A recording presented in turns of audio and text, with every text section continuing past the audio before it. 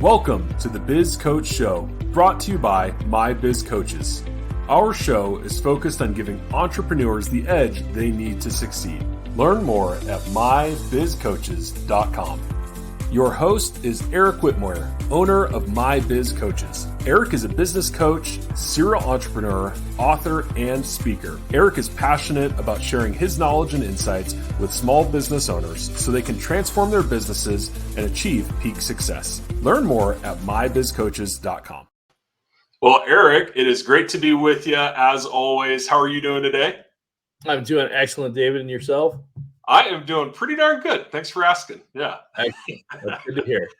Well, hey, great to be with you as we're diving into what I think is a pretty important topic. And obviously both of us, if anybody's listened to the episode or watched a previous episode, both of us come from a sales background. And so, whether it's individually or as a business, there's a few things that are more frustrating than suddenly having a decline in your sales. And specifically, if you're a business owner, that can be very worrying for a number of reasons. And so I think, as we dive into this today, I think this is something that, certainly we can relate to on a very personal level, both as, former salespeople and business owners. But I think, something that we can empathize with and have some great solutions for. So let's kind of dive in to a sales decline and how you can recover from it. And I think maybe the starting point for us today is, what are some of the common reasons that you see as a business coach as to why, clients or business owners can fall into that sales decline?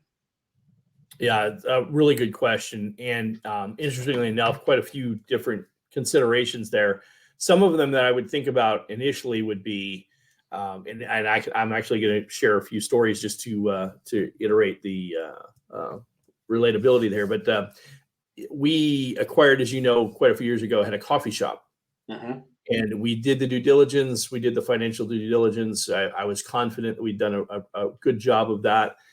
We went through everything. And shortly after taking over the business, we went into summer.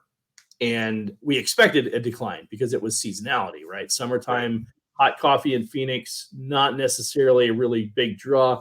We did have a good cold brew product that was supplemented the sales, but still coffee in general in the summertime. And then Phoenix being what it is as a destination for others, it's also a lot of locals typically leave Phoenix in the summertime to get out of the heat, right? So you go north or somewhere else.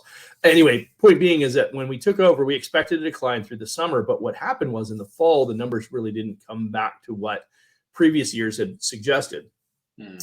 And we started looking into it and we're like, man, what is wrong? What is wrong? And one of my partners in that project had been driving around the general community, let's say a 3 to 5 mile radius, and found 5 coffee shops. This is over a few month period of time that we did the due diligence, but found 5 coffee shops that had opened within less than a year of when we acquired the shop. Wow. And so consequently, none of that impact had been felt in the financial numbers of the coffee shop leading up to that point, because they were all ramping up. Right. So the impact of, and I said 3 to 5, all 5 of the ones that I'm referencing were less than 2 miles away from our shop. Wow. And they weren't all necessarily coffee shops, but they were like a bakery that had coffee. Yeah. Right. But there were very specifically, there were 4 other coffee shops, and the other one was a bakery that had coffee. And so all of them were relatively newer. And so when we looked at the sales data, there was nothing that would allude to that there was a drop off in sales the way that there were. And all of a sudden we're like this major drop off. And I'm like, maybe they lied on the numbers. I had to go back and because we matched it up. We get matched against tax records. And then we also, as you would, we matched it up against bank statements. Yeah. And I'm like, what are we missing here? And then, as I said, my partner started driving around. He found all these other coffee shops, and he'd go and talk to the owner and find out, they opened like 6 months right before we opened our shop, or before we bought the shop. So ironically, the impact hadn't been filled. And as they started flourishing and pulling business from us, we were feeling the decline of it. Anyway, so the point being is that you know there's changes in the market conditions, and you know that's a big one that a lot of people wouldn't necessarily know to look for.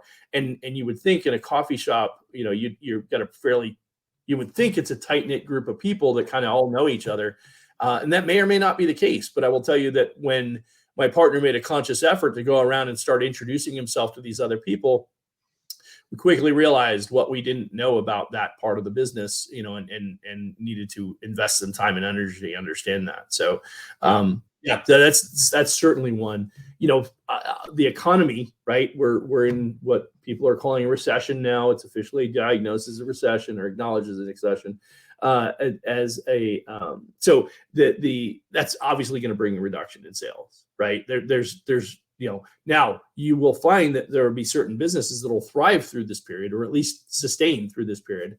Right. But there are absolutely going to be businesses that are going to be affected by this. It's going to impact their sales. And I will tell you that the ones that are less disciplined in their marketing efforts, less disciplined in their sales generation efforts, are going to feel it quite a bit more. Those who are really disciplined and consistently do their follow-up and get a lot of referral business and things like that won't feel it the same way that those that don't do or will. Right. So that's an important component to understand, because there are ways to buffer against that, which I think we get into a little bit later here. But that's an important component to understand is that, you know, economically things are changing. People are feeling the impact. They're going to spend less, and that could impact your business depending on the business you're in. Yeah. So we talked about competition. We talked about market demand. Change it in customer preferences is an interesting one. I liken this to the idea that the things are hot and cold. For instance, and when we talk about sales, I go to, there's a couple of other things I think about a reduction in sales. Lots of times I think about restaurants. Yeah. Restaurant sales drop down. What's the impact? Why is that happening? Well, as you know, in the restaurant world, being a bit of a foodie yourself, may not be at a professional level, but certainly semi-pro. Aspiring. There you go. Aspiring. But you know, as well as anybody, that things are popular and then they're not. Right. Yeah. You know, and they may come back and be popular again, but sometimes they don't. But that's another consideration. I think that I remember when I was younger, I'm going to say many, many years ago, nightclubs were an interesting business model. And a lot of people would make a ton of money in nightclubs. And then in a short period of time, 3-5 years, I mean, we're talking like crazy kind of money, like millions of dollars kind of money. And then 5-6 years later, they're not a popular nightclub anymore, and they're shutting down. Yeah. And I always wondered, I'm like, what a unique business model. I mean, you make a ton of money in a short period of time, and all of a sudden you're not cool anymore and nobody goes there. Right. Yeah. You know, customer preferences and restaurants are always subject to that. I literally look back to my early days of my first ice cream business, and one of my clients was TGI Fridays. And I don't remember the last time I saw TGI Fridays. I don't even think they exist anymore. Yeah. They probably do. They probably have some brands out there, but I couldn't tell you the last time I saw one. Yeah. So customer preferences, and there's a tendency for things to come and go with I say mood swings. It's not really mood swings, but it's like what's popular now and what's not, and things tend to disappear. And I think what's important to recognize with that as a business owner is know that if you're in an industry that has a tendency to do that, know where you are in your shelf life. Right. If you're buying into an older brand that's been around for a while, make sure that they're staying up with the times and they're adjusting accordingly to be to continue to be influential in the space that they're in. Otherwise, there's a good chance that it disappears and isn't popular anymore. Yeah. Well, so, and then the ineffective marketing strategies is a big one. Marketing pivots. You try to do a new marketing strategy and it falls flat. I would always say that as a salesperson, referencing that as you mentioned earlier, I would always tell people that your ability to generate new leads, new sales is directly commensurate with your efforts in asking for referrals. Yeah. Right. And working at referral base. And I often would say that if I had a really strong month, I could almost always go back and look at the previous 90 days and probably had some really significant effort that led to, and there's some I call it sales karma that kind of plays out, I would say. But a little mystical on you there. But there's a little bit of sales karma that seems to tend to play out. But if I did a lot of effort in the 90 days leading up to, I may have had decent months, but for some reason on a particular month, everything would seem to culminate, and I'd have this phenomenal month, and it just and it felt like it came from out of nowhere. But if you actually went back and you looked, you'd see that maybe I did some additional events, or I had some unique opportunities with referral partners that drove me a lot of extra business, or one big client or something like that I've been working on for 6 months all of a sudden played out. And that has a tendency to play out. And I think that in small business, we see the same thing. Right. So, and you talk about customer service. If your service is lacking, your sales are going to follow suit, right? And so the reverse of what I just referenced. If you've done a good job of selling, but the service isn't resulting, you're dropping the ball and following through on things. Yeah, you close a bunch of clients, but then you'll come back and bite you in the butt because you'll start losing it, and then that bad recognition. And we've talked about this before on the show. It's if it 10x is, if it 10x is at sales, if you 10x your sales because you're doing all these extra things, you're 100xing in the reverse if you're putting out a bad reputation or something. Yeah, well said. So, but there a lot of different reasons that could cause a sales decline. And, one of the things that I go back to, and I joked about this the other day, is if somebody asked me that, the first thing I think of, what are you doing with your sales process? Yeah. My bet is you're shortcutting your sales process. Yeah. Off the top of my head, the first thing I look at is I look at my sales process before I'd even look at my marketing, before I'd even look at the market demand or anything like that. Am I following my sales process? Because my guess is you're likely not. And now that's, to your point, 25 years of managing sales. So yeah, right.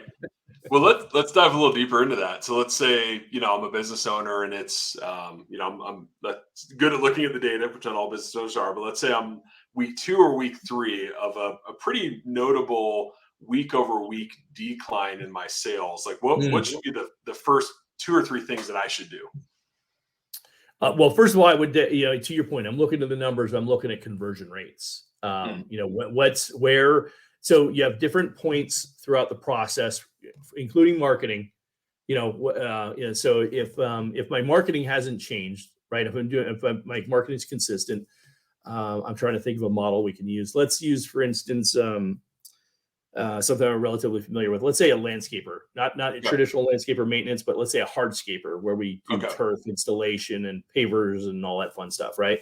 Very popular thing here in Arizona, particularly in the Western U.S., to have your yard all done up and everything.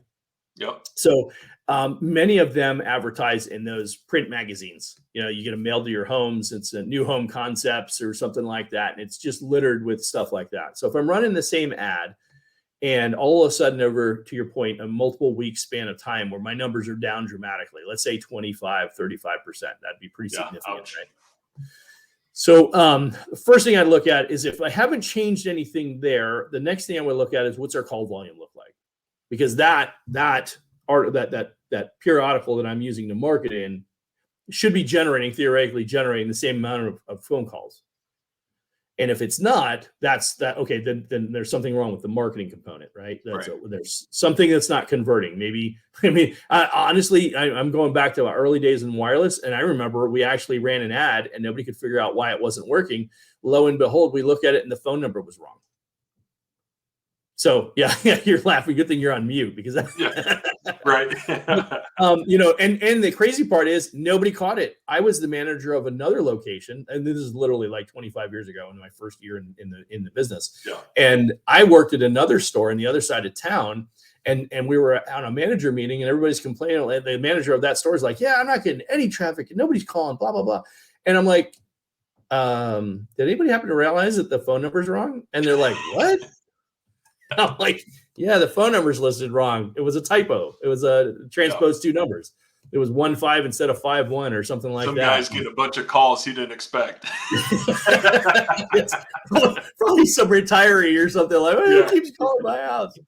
But so it's something as simple as that. You have to look at, okay, so here's the first conversion rate is from marketing to what should be my first result. Let's say in this case, phone calls, right? I'm going back quite a few years. Today it could be email conversion rate. It could be click-through rate. It could be, whatever it is. But when it goes from this point to this point, is the number consistent? Are the phone calls about the same as they were before? And if they are, okay, what's the next step in the process? So again, it's all about the sales process. I'd analyze the sales process before. And I think that the sales process is going to show you the vast majority of gaps and opportunities and where everything lies. Right. And then you can back into. So if the phone calls are the same, then you got to imagine, okay, well, at that point, if the phone calls come in and who's taking the phone call? And how does that go from the phone call to the actual sales conversation, right? Does somebody field the phone call and then it becomes an appointment? Does the person on the call, are they the salesperson that can close that sale on that conversation? What does that process look like? And each step of the way, there's a reduction in, right? If we start with 1,000 people, the 1,000 people that I am using as a reference point, right, that come through. If it goes from 1,000 to 500 and from 500 to 100, from 100 down to 50, and out of 50 qualified appointments, we usually get 12 sales. Yeah. So we have a 25% closing ratio on that rate. But the idea is every one of those steps, if those are all consistent and the drop off is at the very end, well, then it's in your closing process. Somebody's not closing effectively. Right. Could be pricing at that point. It could be, maybe you have a new salesperson who's not converting well, right? I mean, it's literally the idea is that if you have a good sales process, you can go back and step through it, you can figure out where the disconnect is. Yeah. And it literally has to start from customer acquisition all the way down into those final steps. That's where I would go to. I mean, that encompasses both marketing and sales. And really kind of look at that. The other thing you need to understand is how many of your sales come on first call close. How many of your sales take multiple conversations, right? Yeah. Are we potentially, trying to close on first call close? And if you're closing on first call close, then our conversion rate at that point is, let's just say for the sake of argument, 50%. Well, now, with the number of calls that we have, first call close, we're closer to like 25%. My guess is something's broken in the process. Somewhere along the way, we're dropping the ball, and at that point, whatever that point is, we need to uncover where the gap is in that scenario. And my bet is, if somebody's trying to do a first call close on a sales process that probably should be set up for 3 calls, then that's where the gap is, right? You're trying to push, you're pushing particularly like a high ticket product like we were talking about with Hardscape. Yeah. If you're trying to do a first call close, good luck. That ain't happening. Right. Yeah. You're talking about a 15 to 25 or even potentially $30,000 or $40,000 investment. Yeah. That's going to be multiple conversations. The client's probably going to they're probably going to shop around and get competing prices. You're going to have to go back. You're probably even going to proactively have to call back and say, hey, did you get those other quotes you were looking at? Where did we fall out? What other questions can I ask you for? You can't just assume that your one pitch is going to close that deal. You're going to go back and do multiple follow-ups with that client, because if they're getting shopped by, or if they're shopping other potential vendors, you got to do your due diligence on your end to make sure that you're staying top of mind with them, whether that's through some kind of drip campaign, constant follow-up calls or texts or something, but you need to stay top of mind throughout that process, especially if you're the first one to present to them. Right. Because people have a tendency to only remember the last presentation they had. Yeah, whatever's freshest in their mind, right? Exactly. Yeah. And as salespeople, we have a tendency to forget that. Yeah, absolutely. Well, you kind of, I'm seeing this little bit of a fork here where there's external things and then there's internal things. So maybe let's kind of look at the external piece of this first. And let's say there is, something broken with the marketing side of it, and we're just not reaching people the way that we were. What's some strategies that a business owner can use to attract and convert maybe new prospects during that sales decline? Yeah. So the first thing I would look at, again, I'm going to be facetious, but the first thing I would look at is, are we talking to print and radio versus digital? Because if you're not doing digital, you're not doing it right.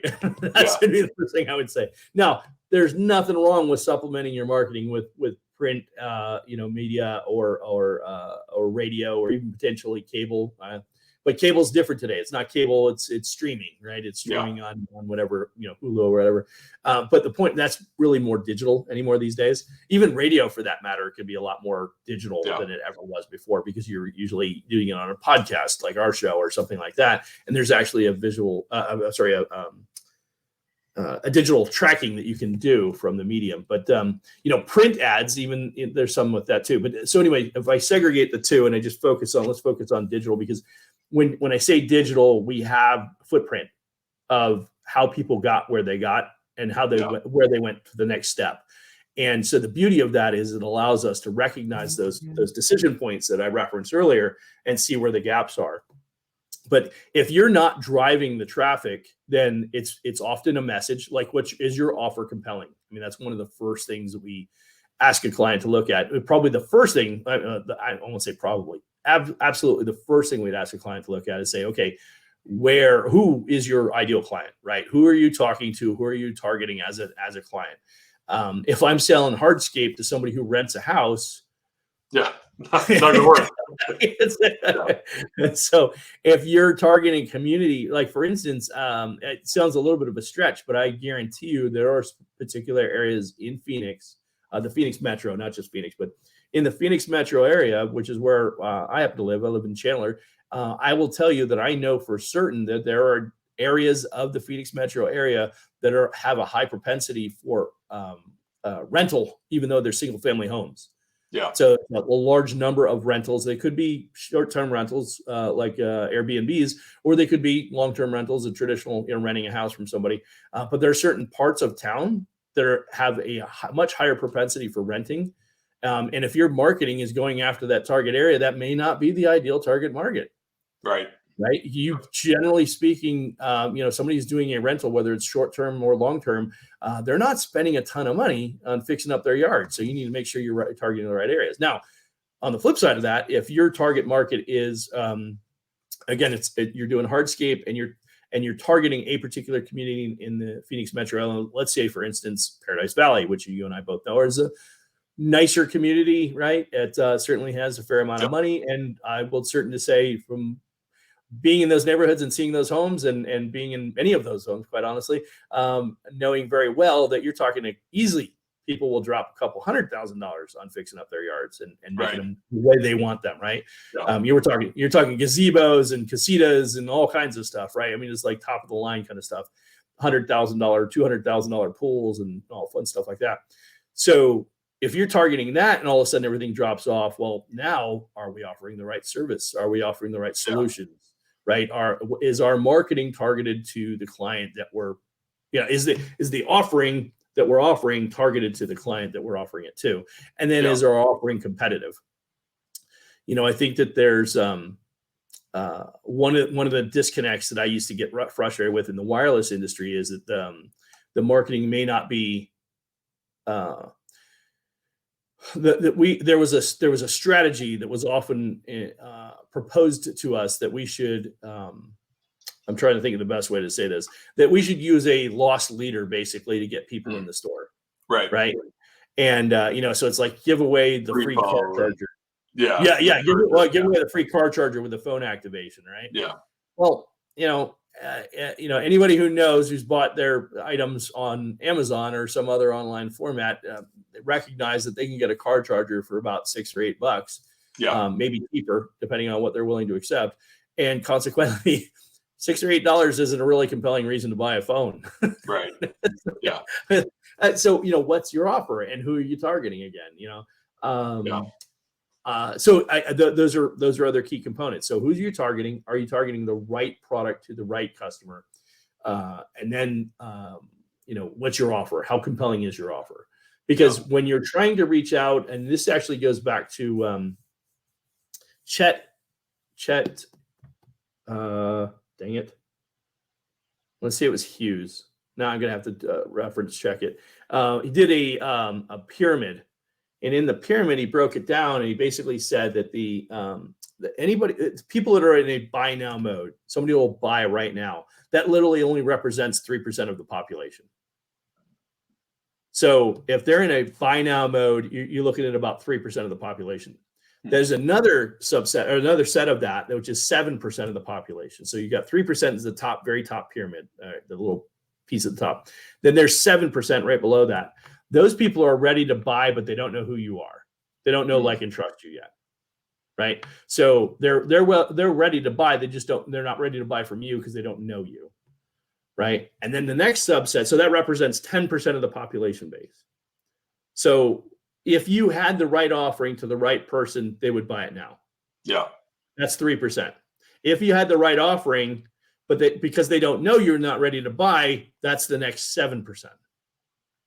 Then the next subset after that, and it kind of keeps breaking it down until you get to the group at the bottom, which represents about 30% of all the population, has no idea who you are, has no interest in the product that you're selling, right? And so there's just, right, exactly. And so they just progressively gets further away from your target audience. And so if you have the right market and the right offer and you have the right target client and you have a good compelling reason to buy from you and you do a great job of conveying what you're capable of doing for them, you add all of that, you have as much as 20 or potentially even 30% of the marketplace that you can capture. But you're also competing against everybody else who's offering the same thing. So you've got to be competitive, you've got to be aggressive. And then, I think that again, going back to use Hardscape, what I use to get somebody to engage with me is that lost leader concept. But I've also got to be able to upsell once I engage with the client. Yeah.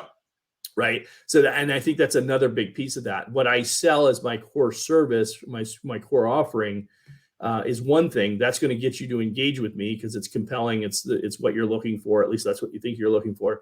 And then what I do is my upsell is what are the incremental things I would add with that really rounds out and makes this a full purchase.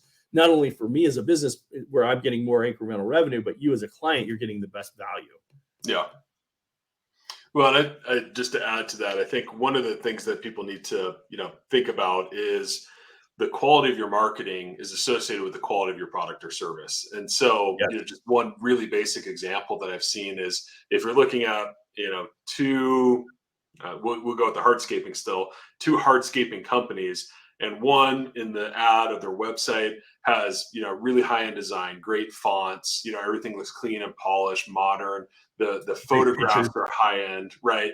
That's going to be a big differentiator versus somebody who took it, on a cell phone, kind of hasty, the angle's weird, the lighting's weird. I'm going to go with the company, same price point. I'm going to go with the one that has better marketing, better website, better photo, right? Even if it is slightly more, I'm still going with the better presentation. For sure. Yeah. Yeah. Particularly in an area like that, because think about it, you're making that investment. That's something that's going to stick with you for 10, 15 years in your home. Yeah. Yeah. Absolutely. You shortcut that, you're going to be disappointed. Yeah. Yeah. And then that translates into how do you show up, to do the estimate, right? Are you showing up in a polo or are you showing up, in a ripped shirt? I mean, it's just all those little things add up over time. So I think that's an important thing. And Eric, I'd love your thoughts on this too, just in terms of conversion, right? So let's say, we look at it, we either improve our marketing, decide our marketing is good, but we have, we're getting them to, let's say, our site or phone call. One of the things is probably like call to action, right? So is there a clear call to action? So maybe any thoughts on that and kind of how that plays into conversion in the digital age? Yeah, absolutely. I mean, as we continue to work more and more closely with our clients in this regard, one of the factors that, it's just something as simple as, okay, I'm looking at your web page. Is your call to action above the fold or below the fold?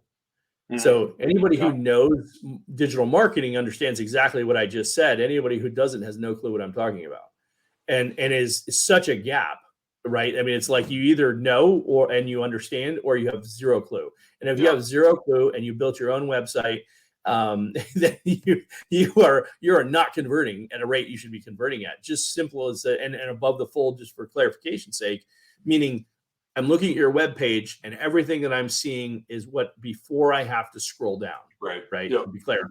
And so if what I'm looking at above the fold has a very clear call to action, to your point, a big red button for all intents and purposes, that says, get more information now, qualify now, place a phone call now, whatever it is, whatever that call to action that you want is clear and obvious and right there for simple for somebody to take action on, you'll get better results. Yeah. It's as simple as that. If I have to scour through your website to figure out where I have to push a button, I mean, we joke about this all the time, but I've got like zero patience. Right. Take two sites, put them side by side. They could be phenomenal, both of them. One has a clear call to action, the other one doesn't. It's 50% better results, guaranteed, right there. Well, and especially digital age now, I mean, there's no reason not to have a landing page targeted to the ad that you're running, right? I mean, if you're paying to run an ad, whether it's print or digital, send people to a landing page that's geared toward that offer, and instead of just your homepage, which is not as compelling, right? And I mean, maybe it is, maybe it isn't, but why not have a landing page that has a very clear call to action on it? Yeah, absolutely. And as you say that, David, I even as we're redeveloping our site, that's one of the things that I've recognized. We have different clients. As you know, we serve multiple different clients as a coach. And one of the challenges we have is the marketing that resonates with one client doesn't resonate with another client because they're in different spaces in their lives, in their life cycles, their business cycles, whatever you want to reference. And so consequently, this ad copy does not resonate with this ad copy, the client who's reading this ad copy. Yeah. And so the way that you solve for that is rather than drive my clients to my website, I drive my clients, to your point, to a specific landing page. If I have a business owner who's looking to exit their business and they want coaching on how to prepare to sell the business, that copy is going to be completely different than the person who is 3 years into their business and wants to add, 5 new trucks to their routes or whatever. Yeah, totally. Right. Completely different sales strategy and copy that's going to resonate. So to your point, it makes zero sense to send people to a website anymore when you can just use a simple landing page. Not to say you want to have a website, but I don't want to drive my traffic to a website. I want to drive my traffic to a landing page, give them a single clear call to action with copy that's speaking directly to me as a consumer. Right. Yep. Yeah. Couldn't agree more. Great point. Excellent. So, okay. Well, hey, let's transition then. So we talked about some of the external stuff. Let's kind of go internal a little bit here. So you talked about, some of the internal factors, whether that's broken sales process or one of the things that we didn't really touch on, which is maybe like team morale. So, I mean, we've seen this unfortunately where, change in a comp plan and then everybody just loses their mind and they can't focus and nobody sells anything, or weather. I mean, there could be so many different things that become a factor. Be curious your thoughts on that, kind of those internal things that maybe the business owner doesn't think about. Yeah, it's interesting as you say that. My mind goes in a million different areas. I mean, you referenced comp plan. I mean, how many times do we change a comp plan and literally like sales shut down for 4 days? Yeah. Like our conversion ratio is normally 15%. All of a sudden we're closing at 7% and nobody can figure out why. I'm like, no, I can tell you why. Yeah. Everybody's still trying to figure out how to get paid. They don't know what to sell. They don't have their numbers. Exactly. So, I mean, any kind of unique change in the business is going to distract from the primary focus of driving sales results. Yep. And as unfortunate as that sounds, it's the reality in almost all businesses. When there's a unique change or transition in a business, we often find that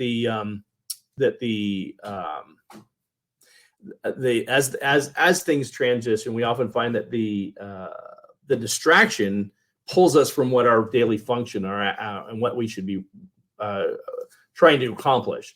Yeah. And as that plays out, a good leader is quick to recognize that and maybe make the adjustments accordingly. But it doesn't change the fact that people are still going to go through that emotional process that they go through. Yeah. And so I think that's one really compelling component. But I mean, you mentioned weather. I mean, that's a whole nother factor. If you're in the Pacific Northwest, I remember in Arizona, for the years that I was in Arizona when I first started in the wireless industry, nice weather day, it didn't matter. It was always nice, right? 300 plus days out of the year. It's sunny and beautiful out, right? Now, how hot it is might be a little bit different, but it's still nice out, right? Yeah. It was when it rained and we had the torrential downpours, that flash flooding and all that fun stuff, that people didn't come out. Yeah. Consequently, I moved to the Northwest, the Pacific Northwest, and it rains all the time. Right. And, that was, people are shopping all day long every day. It doesn't matter what the weather's like, but you get a really nice day in the Yeah. spring, and now all of a sudden you can't find anybody. There's like Right. nobody in the stores, right? Yeah. So those are unique things, obviously, that factor in. But any kind of dynamic change in the business from a strategic adjustment perspective is going to change things in the daily operations, the daily execution of your sales functions, and that's a very simple thing that will very very easily detract from driving sales results. Yeah. So a lot of functions there. I think that the more that you have a better handle on what could distract the business, the better you're going to be at adjusting. The reality is you can't change some of those things, but if you're familiar with it, and if you're tracking, right, that's another big thing I think is important. If you're constantly tracking those sales, Yeah. you will see the trends, and when you recognize the trends, now you can plan for them more effectively. Right. Like, for instance, when we were in the Pacific Northwest, one of the things we specifically did when the better time of the year was coming, when the weather was nicer, we started moving to the point where we're actually having we're doing outdoor events. Yeah. Because people are outdoors. So we're moving Right. to outdoor events because it was easier. We draw people into those events to capture business rather than try and drive them to our stores. Yeah. So go where the customers were, basically, was the analogy that we were trying to use. Right. Right. And I think that's a big factor as well. Yeah. Absolutely. No, that makes sense. And so I think, just looking at those two things, right? It's sometimes one or the other, but sometimes it's a combination. I think that's where it's particularly challenging, is if you have, Absolutely. external pressure, marketing issues, and your sales team has morale issues, and you have a bunch of new people that aren't following the process. Like, that compounding effect can be really difficult to manage through, which kind of leads me to our next question, which is, as a business owner, what are some of the important things from a kind of a mindset or psychology perspective that allows them to stay positive during those sales declines? Well, I think that the one of the things that we haven't addressed yet, and as directly is the metrics that we should be measuring. Sure. Yeah. And the reason I mentioned that before I answer that question is I think what's important about that is when you know the metrics really well, and you know what metrics you're tracking that are relevant for your business. I mean, you theoretically should be able to, and we mentioned this before again on the call. If I take the metrics of each of the different conversion rates that I want, and all the different factors that play into those conversion rates, and I know what I'm looking for, well, I can see the trends. Like, for instance, to your point earlier, you mentioned 2 or 3 different factors all combining at the same time, right? Yeah. You're going to see that play out in your metrics if you're watching on a daily basis. And one of the things I think is important about the sales metrics, all of your collective metrics that you measure, and we've talked about this before, having a certain set of key KPIs. So not like KKPIs, right? Right, like super important KPIs. The ones that give you the most insight in your business. And if you take those handful, 6, 7, 8, 10, whatever that is, and you're looking at them every day, you'll be able to see the trends, and you'll recognize that the new sales team that came on board that's struggling with the conversion rates is pulling down our close rates at whatever point, right? Let's say at a retail store. And I'll start seeing that play out. And oh, by the way, with a compensation plan change. Well, now there's a compounding effect, and I'm actually going to see that play out even more so. So now we got new people, and then you're going to see my experienced people are dropping off because they're distracted, they're frustrated, they're not engaged the way they need to be. And then you add yet another component, let's say a seasonality change or whatever else it might be. And now all of a sudden, you got some negative attitudes because you got bad leadership in a handful of stores, and you're in a position where you can't change it all out at one time. Well, now all of a sudden you got boom, boom, boom, and you're like, why are we closing it at half of the rate we should be closing at? Yeah. And to your point, but you would see that in the metrics if you're looking at your numbers every day. So that's the reason I bring that up. Now, kind of going full circle back to the question you asked is, how do you manage through some of that? The important part is to see it. Yeah. Right. And that's where I having my background, having been in accounting, I always looked at the numbers as well as the people. Yeah. Right. I see it as you have the science and what's the other terminology I want to use? Art and science. The art and the science. Thank you. Yeah. So you have the science and you have the art. The obviously the science is the numbers. The art is in how you manage people, right? Because people's personalities and things like that, they're all malleable. They adjust, based on the day. I mean, on the whim. I woke up this morning, I was in a great mood, and then I got in a car accident on my way to work, and now I'm miserable and I'm grumpy, or I got a phone call from my spouse that distracted me, and now I'm completely frustrated and I'm not focused on what I need to be focused on. Right. You can literally see that play out if you're watching the metric, right? Yeah. So my point being is that if I see it play out in the numbers, a good leader can look at that, analyze that, and say, okay, now I need to go and assess what's going on. Maybe that's just a simple phone call. Yeah. Right. To the individual, the group, the team, or whatever. It could be a sit down conversation. It could be, maybe I go to the facility, or I sit down, or I sit through a sales process with somebody and find out what's going on. What are we doing wrong? What gaps are in the sales process, or whatever it might be. But you can't coach to what you don't see. Right. Right. And if you see it, then you can coach to it, because now you can make adjustments based on what you're seeing. But if you can't see it, if you don't know it, you don't see where the disruptions are in the business, you'd never be able to adjust it. And I've seen people, but this is a good example. Take a business owner who's not really actively involved in the sales process in any business, doesn't matter what it is. They empower or maybe even so much as because they don't want to do the sales part of it. They like the back end part, the execution part, but they don't want to do the front end sales part of it. So they give it to somebody else. What happens when the sales results aren't there? What is the owner inclined to do? Blame the salesperson. Right. It's the salesperson's fault. However, if I blame the salesperson, what's the salesperson going to, by just sheer human nature, what are they going to do? They're going to make an excuse. This is why we didn't get the sale. Right. It was, whatever external reason they can come up with. Yeah. Now, here's the problem for the owner. The owner can't coach to that. Right. Because the owner didn't see it. The owner didn't observe it. They don't have any, and worse yet, they're not involved enough in the sales process to provide coaching to improve it. Right. So huge gap gets created when you're not familiar with and don't have a strategic process in place to manage that whole process. And again, I go back to, for me, it's in the metrics. Yeah. I can see the trends playing out before they actually happen. I can see that in the coming days. If I have a series of 5 days, even if I have one good day in between the 5, I have a series of 5 days that are not good. Something's amiss. Yeah.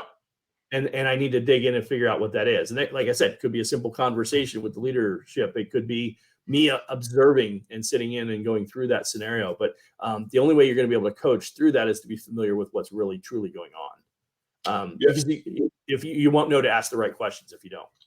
Yeah, I think you said something really important, Eric, but I think it's important to unpack that just a little more toward the end. And I don't know if you intended this, but I know we've both seen this, is it can be so easy to focus on the decline and you miss those little wins. And that can be so powerful for shifting momentum, especially if you have salespeople, right? Is, we had a good day. Maybe we didn't have a good day. We had a good hour. We had a good interaction, right? And getting really micro with it and start to shift the momentum and the talk track internally for yourself and your team. And that can be very powerful psychologically. Yeah, absolutely. And again, I bring that back to the metrics, right? And so if I see the numbers getting bad, but then I see a good day, I'm like, awesome. Like, my personality, my style as a sales leader, I did not give up kudos easily, right? It was, you had to earn it, right? Yes. But at the same time, if I realized somebody was struggling, I went out of my way to find the positive things to acknowledge. Yeah. If I saw the good things, I'd go out of my way to acknowledge that and play that person up to build the confidence back. Because to your point earlier, if the sales team is down and they're frustrated, they're distracted, whatever, and I don't find a way to turn that attitude around and get them back on the right track, we could be in for a long ride. Yeah. In a long ride to a bad place, right? So it's key to recognize that and really kind of re-engage the excitement. And I mean, you've heard me say this many times, sales is hard. Yeah. Sales is super difficult. And it's really hard to show up every day and deliver results. And so when you have a team that's distracted and frustrated and they're just getting their teeth kicked in, and all you're doing is beating them up because the numbers aren't good, which as a business owner, guess what the natural inclination is to do? Is, hey, the numbers are down and you're stressed now because you got to pay rent at the end of the month and you got to pay payroll at the end of the week. And that's tough to do when the numbers are down. It's like really hard to look at that and say, oh, I got to pay you for this crappy effort. It's literally, that's where when you think about it. And I've had conversations with owners. They're like, oh, how can I justify this? I'm like, well, hey, guess what? You got to own part of this because this is your baby. Right. But the reality is that if you don't look for those wins, if you don't have the patience to your point, kind of acknowledge that and celebrate that win, even if it was just that one customer interaction.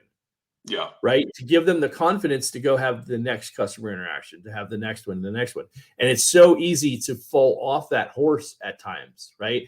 Things are going so well, you don't even think of it. Everything's just coming second nature. Sales are just loading up. And then all of a sudden you're like, I missed one. Yeah. I probably saw that. I probably should have seen that. And I missed another one. And I missed another one. And then you do something and pisses me off. And now I'm like, and I go into a half rear-ended, sales conversation. And then I have a bad conversation with my spouse and now I'm distracted. And then somebody in the store makes me mad or, whatever, or somebody in the operations team does something that frustrates me. I don't even care anymore at this point. Yeah. And that's the last person you want representing your company and your brand to a client is somebody who's super frustrated and in that I don't care mode. Yeah. Because there's nothing going to come out of the good come out of that customer interaction. Yeah.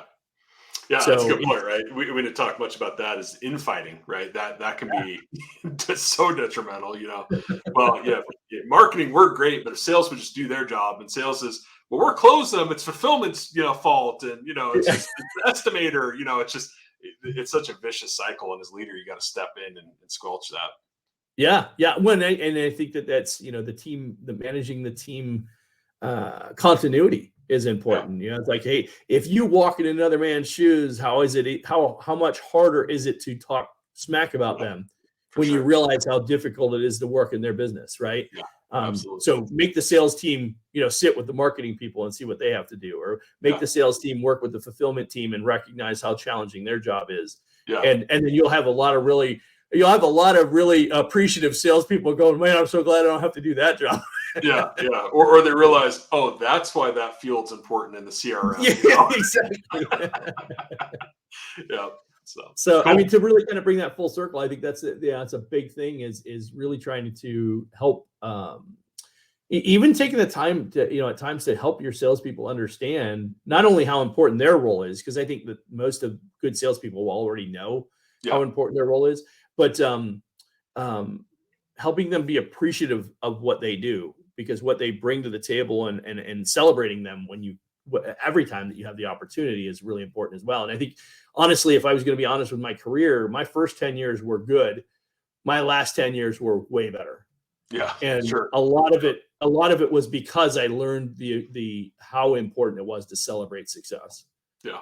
So I didn't reduce my standards. I just found more ways to be more, be good at recognizing my sales teams and helping them, because to your point, the whole reference of our conversation here is about sales declines. And when things are down, it's easy for everybody to point fingers, right? Yeah. Not so easy to point the finger back at yourself and say, I got to own it. This is my fault.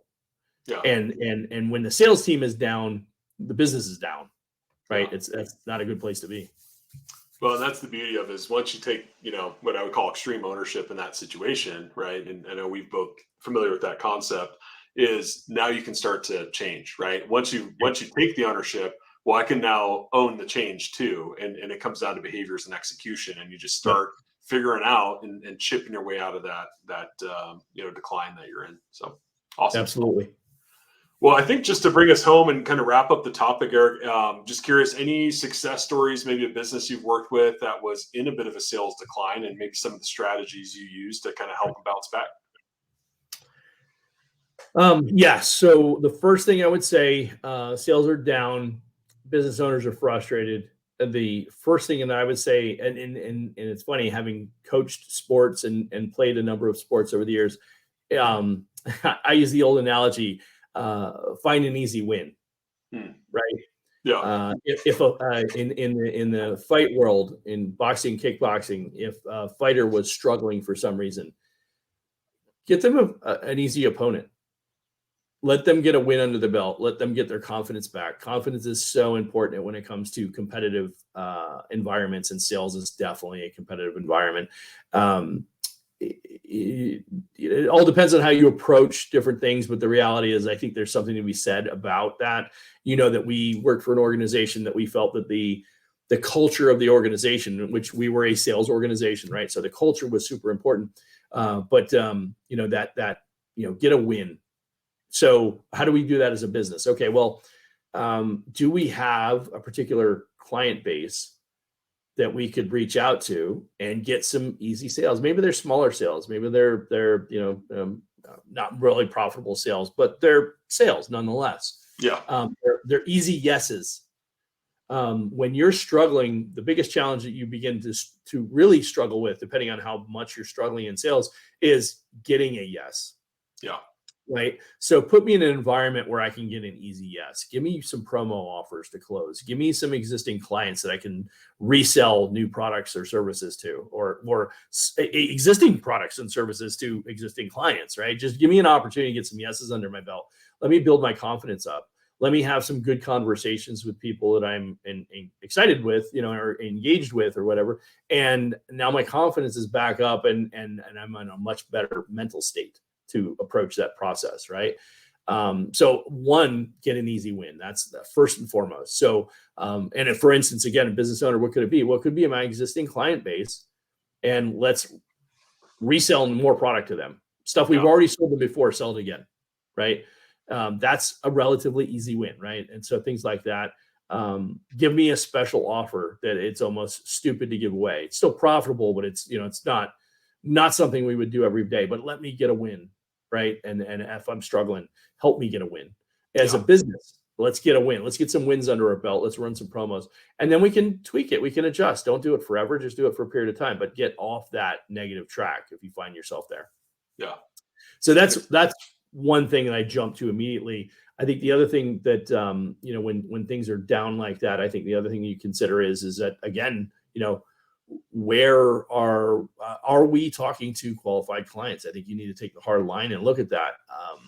We did that a number of times in the wireless industry where sales are down and they're like, hey, we're spending all this money on marketing, and we're looking at them like, there's not a single qualified person that's walked through my door in 2 weeks. Yeah. I'm struggling to get somebody to get qualified on a because they have to pay a deposit, right? And you remember that world, right? And that's when you're in that environment and everything is like the hardest sale I've ever had to do, kind of. It's grinding, man. Yeah, it's grinding it to the nth degree, right? It's really challenging. So finding a way around that and helping adapt through that. And I think some other really simple things you mentioned earlier is changing the attitude, but having an opportunity to celebrate people. Yeah. Finding the opportunity to celebrate and find those wins. Look for the opportunity to celebrate.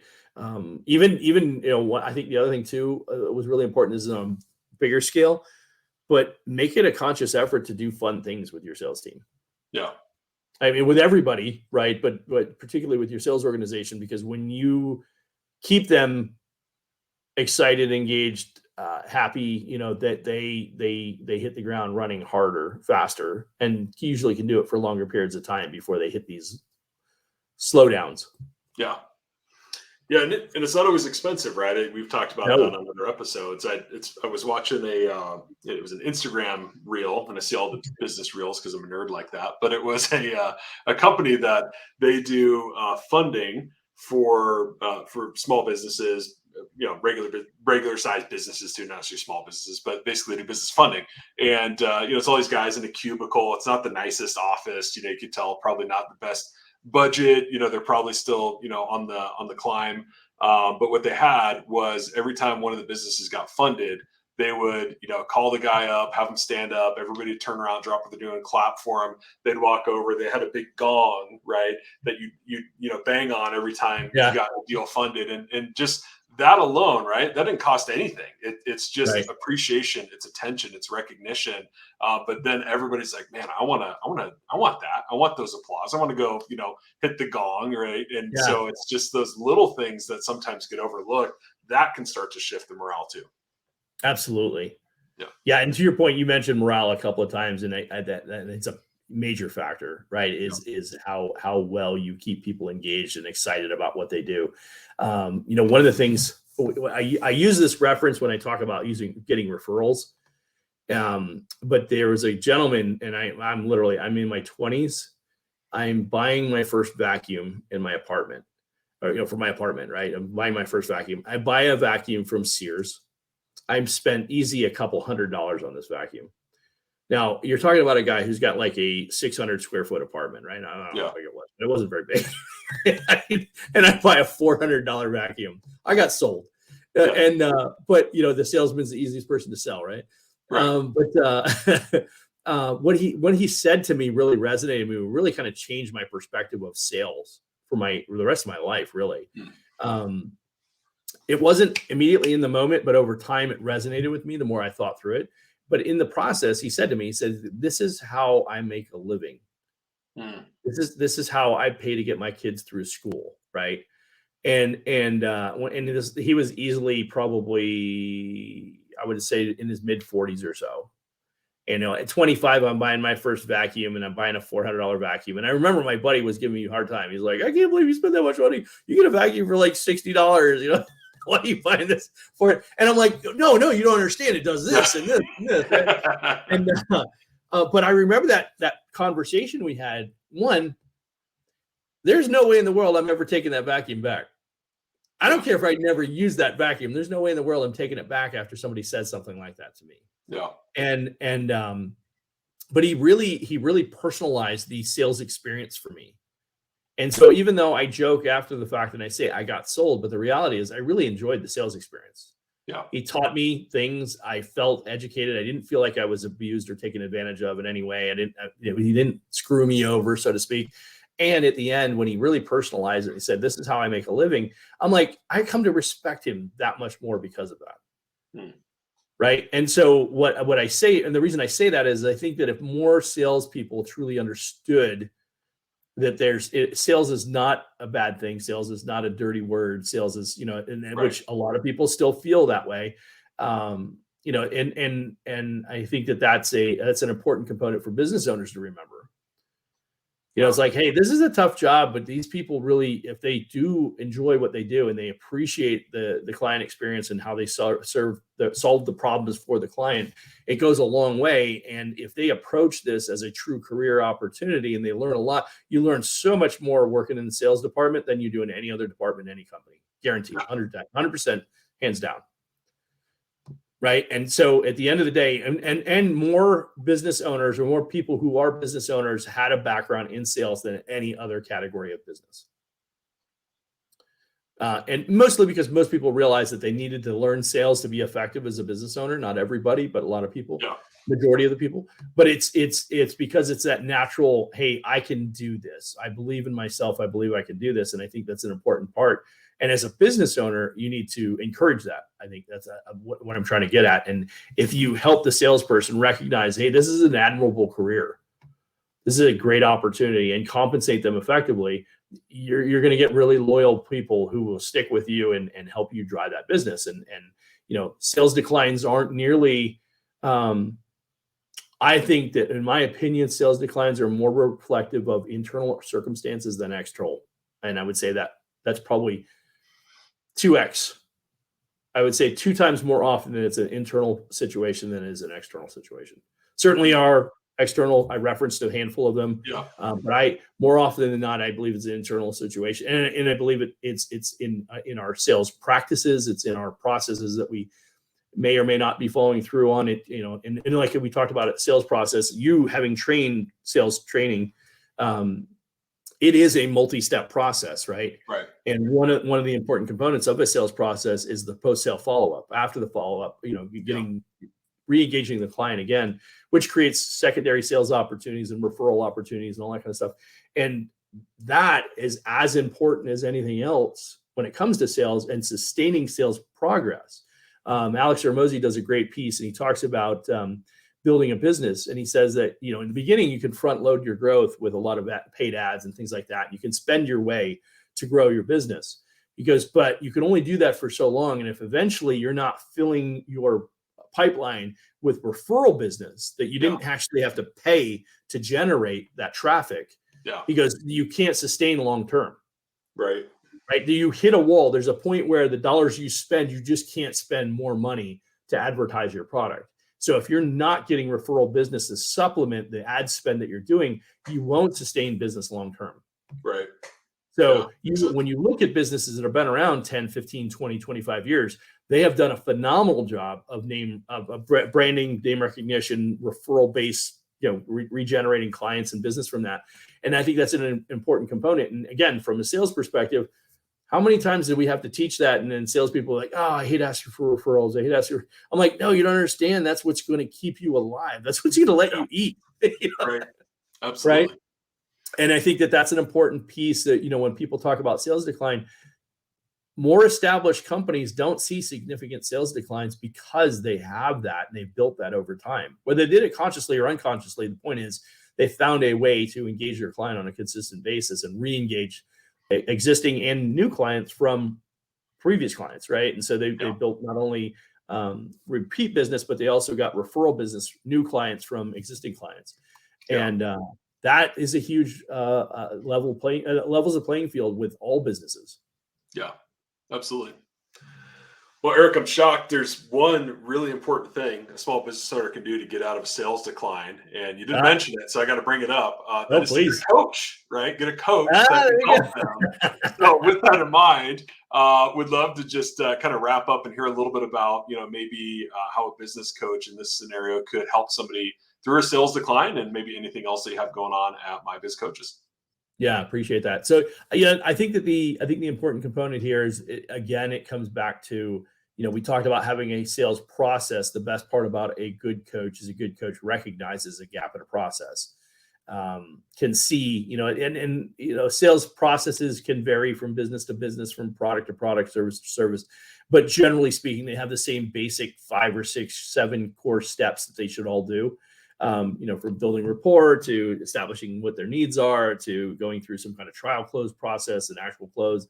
And then there's some kind of post-sale follow-up. So whatever that 6 or 7 step process might look like in most businesses, they're relatively consistent. So a good coach would recognize and understand that, and more importantly, help you fine tune what that looks like at each step. And then help you create a,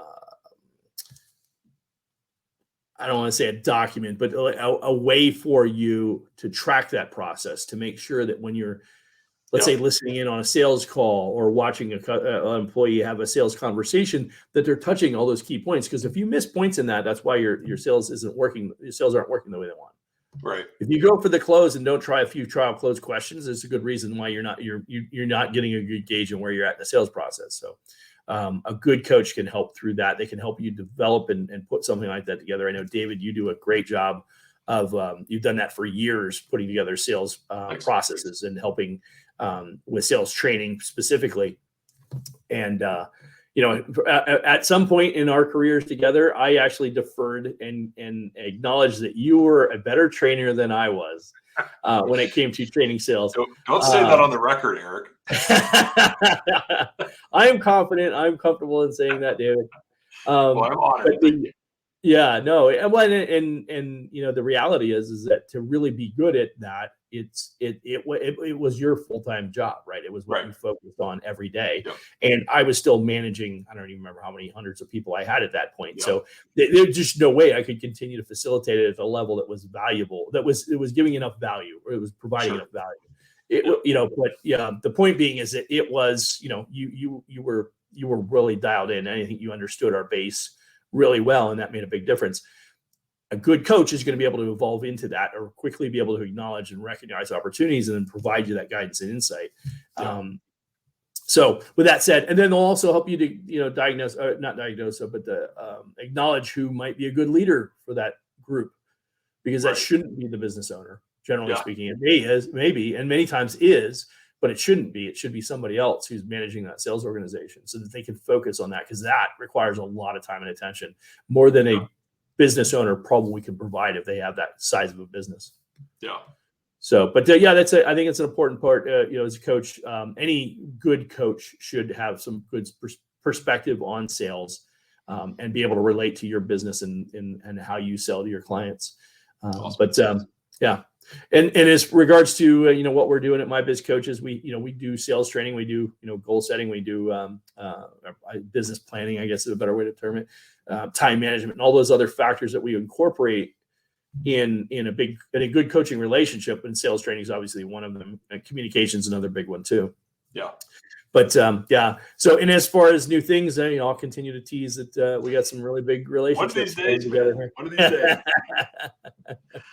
I can't divulge too much too fast. I don't know how much competition's really out there, but I don't believe that there's anybody who's going to compete with what we got when we put it all together. Things are coming together well. So excited about that. But the last thing I would leave anybody with, and this is a good reminder about coaching in general. Even in sales, you need somebody to be leading that group, as I mentioned earlier, and that shouldn't be the business owner. It needs to be somebody who understands how to not only sell, just sell in general, but more specifically sell your product well, your product or service, whatever it is for your company. And that person needs to own that process. Yeah. That way the owner can then manage the person that manages the sales process. Right. There you go. That way you create the delineation between deliverer of and supplier of, I guess, for lack of a better term. But, the owner's responsibility is to make sure that the sales organization has what they need to be successful. Yep. Right. And that sales leader, that's their main focus, is getting with the owner and saying, here's the things I need for the sales team to be successful. Right. And having that relationship and obviously it's a slightly bigger organization, but it doesn't have to be big. I mean, a couple of people on a sales team needs a leader, because 3 or 4 people reporting to an owner trying to run a business, not conducive. Yeah. Especially if you're trying to scale and grow. Right. Absolutely. Yep. Great point. Awesome. Well, Eric, as always, some great insights. And if you want to get other insights, we definitely invite you to subscribe to the show, whether it's on YouTube or any of our podcast platforms. If you want to learn more about Eric, head over to mybizcoaches.com, especially if you're in a sales decline. Get a coach that can help you through it. As always, Eric, it's been great, and hope you have a good rest of your day. Awesome. Thanks, David. Appreciate it. Great hanging out with you as always. Awesome. And for those watching, listening, we'll see you on the next episode of The Biz Coach Show.